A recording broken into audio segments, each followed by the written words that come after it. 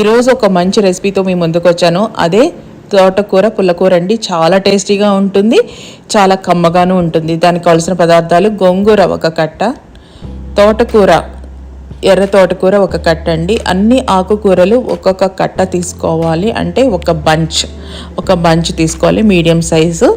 ఇప్పుడు మెంతికూర తోటకూర రెండు అదొక కట్ట ఇదొక కట్ట తీసుకొని ఒలిచి పెట్టుకున్నాను. ఇట్లా అన్ని రకాల ఆకుకూరలు నేను బకెట్లో వేసి కొంచెం రాక్ సాల్ట్ వేసి నేను నానబెట్టుకుంటానండి. ఇట్లా నేను అన్నీ వేస్తున్నాను చూడండి, 1 by 1 నేను మీకు చూపిద్దామని ఒక్కొక్క సపరేట్ బౌల్స్లో పెట్టాను కదండి. అన్నీ ఇప్పుడు ఆ బౌల్స్లో ఉన్న ఆకుకూరలన్నీ ఈ బకెట్లో వేసి నేను చక్కగా వాష్ చేసుకుంటానండి. చూడండి, అన్ని ఆకుకూరలు అంటే ఎంత హెల్తీయోనో చూడండి. నేను ఇప్పుడు రాక్ సాల్ట్ తీసుకున్నాను. ఇప్పుడు ఈ రాక్ సాల్ట్ని ఈ ఆకుకూరల్లో వేసి నేను ట్యాప్ వాటర్తో ఒక 2 to 3 times నీట్గా వాష్ చేసుకుంటానండి. ఇట్లా వాష్ చేసుకున్నాక దాంట్లో ఉన్న డస్ట్ అంతా పోయి, బ్యాక్టీరియా ఏమన్నా ఉన్నా కూడా మొత్తం పోయి నీట్గా మనకి ఫ్రెష్గా లీవ్స్ వస్తుందండి. మన ఆకుకూరలు తెచ్చుకోగానే మళ్ళీ నీట్గా కడుక్కుంటాం కదండి ఒలుచుకొని, అట్లానే నేను కూడా తీసుకొచ్చుకొని ఒలుచుకొని నీట్గా వాష్ చేసుకున్నానండి. వాష్ చేసుకొని ఇప్పుడు పక్కన పెట్టుకుంటున్నాను. లాస్ట్లో ఒకసారి మంచినీటితో కూడా కడుక్కుంటున్నానండి. ఇట్లా మంచినీటితో కడుక్కున్న దాన్ని ఇట్లా పక్కన పెట్టుకున్నాను. ఇట్లా పక్కన పెట్టుకుని మనం వాటర్ అన్నీ డ్రైన్ అయిపోతాయండి. డ్రైన్ అయిన తర్వాత అంటే వాటర్ అన్నీ పోతాయి అన్నమాట. వాటర్ పోయిన తర్వాత మన ఆకుకూరలు తరుగుకోవాలండి.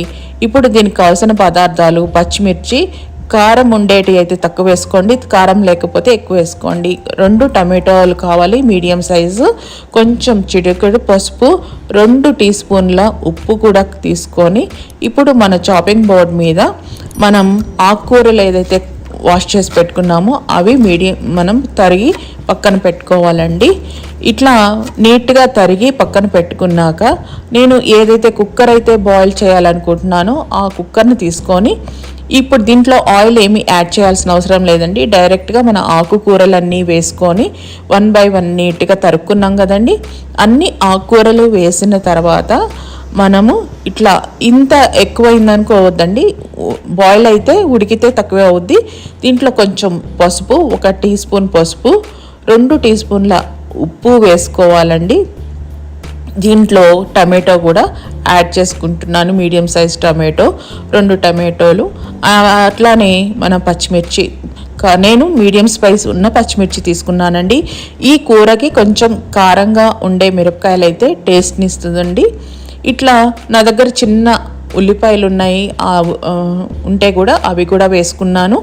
ఇట్లా వేసుకున్నాక నేను కుక్కర్ మూత పెట్టుకొని 3 whistles వచ్చేదాకా బాయిల్ చేసుకున్నానండి.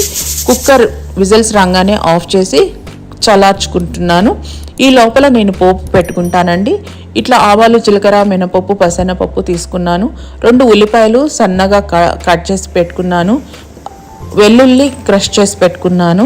ఇప్పుడు ఒక బాండల్లో నేను 2 tablespoons ఆయిల్ వేసుకొని ఆవాలు, జీలకర్ర, మినపప్పు, పసనపప్పు, కొంచెం మెంతులు వేసి ఫ్రై చేసుకుంటున్నానండి. చూడండి, నేను ఇప్పుడు ఆయిల్ లైట్గా హీట్ అయిన తర్వాత నేను ఈ పోపు దినుసులన్నీ వేసుకొని నేను ఫ్రై చేసుకుంటున్నాను అన్నమాట. దీంట్లో కావాల్సింది ఇంగు వేసుకోవచ్చు, వెల్లుల్లి వేసుకోవచ్చు, చిటికెడు పసుపు కూడా వేసుకొని నేను ఫ్రై చేసుకుంటున్నాను. కరివేపాకు, ఇవంతా మనం రెగ్యులర్గా పోపు వేసుకునేటట్టే వేసుకుంటున్నానండి నేను. ఇప్పుడు ఇట్లా ఫ్రై అయిన తర్వాత ఆనియన్స్ని కూడా వేసుకుంటున్నాను అన్నమాట. అన్నీ ఫ్రై, ఇప్పుడు golden colour onions light golden colour వచ్చేదాకా ఫ్రై చేసుకోవాలి. చూడండి, ఒక పక్క ఫ్రై అయినట్టున్నాయి, ఒక పక్క పచ్చిగా ఉన్నట్టున్నాయి కదా మన ఆనియన్స్. అట్లా ఉన్నప్పుడే మన ఆకుకూర మనం ఆకుకూర చల్లారిన తర్వాత ఎనిపుకోవాలండి.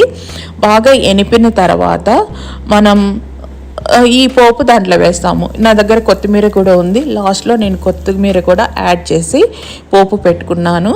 ఇప్పుడు దాన్ని ఇట్లా మనం ఆకుకూరలో ఈ పోపు వేసామండి. ఈ పోపు వేసిన తర్వాత చక్కగా మనం కలిపెట్టుకున్నాక ఈ స్టేజ్లో మనం వాటర్ ఎక్కువైందనుకోండి, కొంచెం మీడియం ఫ్లేమ్ మీద బాయిల్ చేసుకోండి, కొంచెం దగ్గరకు వస్తుంది.